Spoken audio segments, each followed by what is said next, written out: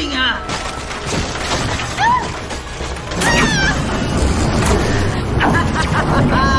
Todo mundo lembra de vilões que davam medo de verdade, aqueles que entravam em cena e a atmosfera mudava. Mas nos últimos anos parece que alguma coisa aconteceu, começaram a surgir vilões que até tentam ser ameaçadores, mas que no fundo não convencem ninguém. São os palhaços. Eles parecem perigosos, agem como vilões, a trilha sonora diz que são terríveis, mas quando você para pra pensar, eles não fazem sentido como vilões, as motivações deles não são boas o suficiente para serem uma ameaça. Não que seja totalmente necessário ter uma baita motivação com uma história triste e traumática para alguém ser um bom vilão. Algumas vezes isso nem é necessário. Algumas vezes os vilões que são maus só porque são maus também são muito cativantes. Mas o problema é quando o personagem de repente muda a chavinha e decide ser um vilão do nada.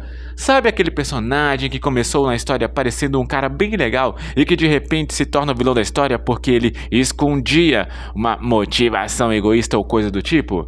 Então, essa parte é até legal, mas somente quando bem feita. Quando isso acontece sem preparação e sem motivação real e quase palpável, a história perde a graça. E talvez o exemplo mais recente disso seja o Rei Magnífico de Wish. Essa bomba! A proposta dele é boa, um governante maravilhoso e que é amado por todos e que controla os desejos do povo. Isso tem um baita potencial e poderia ser assustador, né? Afinal, o cara controla os desejos de todo mundo. Vai que ele enlouquece, e é isso que acontece no filme. O cara poderia ser manipulador, perturbado, mas no final ele só era egoísta e confuso. O filme nunca decide se ele é um tirano cruel ou apenas um homem inseguro tentando manter a ordem. As motivações são rasas, o plano é confuso e a transformação em vilão acontece do nada. Não porque a história construiu isso, mas porque a história precisava disso, precisava de um vilão para tornar o filme minimamente interessante.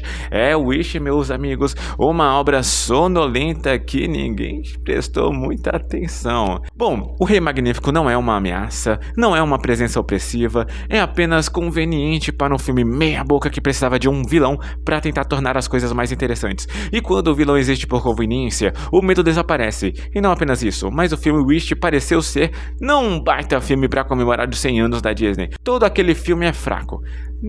Não é nem que é ruim, mas é fraco, muito fraco. Porém, é fraco porque crescemos ou porque a qualidade do filme é ruim mesmo. Mas Magnífico não está sozinho. Se voltarmos a alguns anos, encontraremos um dos exemplos mais clássicos de vilão que funciona até você pensar por uns 2 segundos.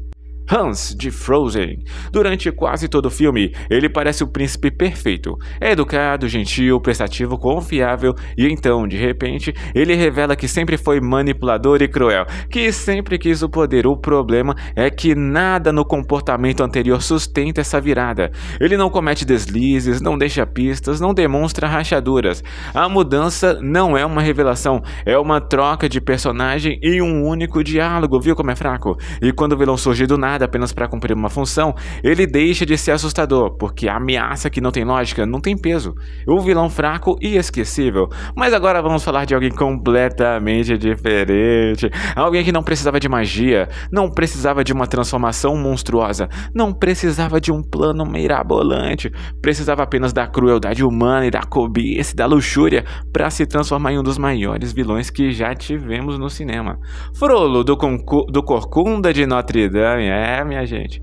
Ele não quer dominar o mundo, não. Frollo não quer isso. Não quer um artefato mágico.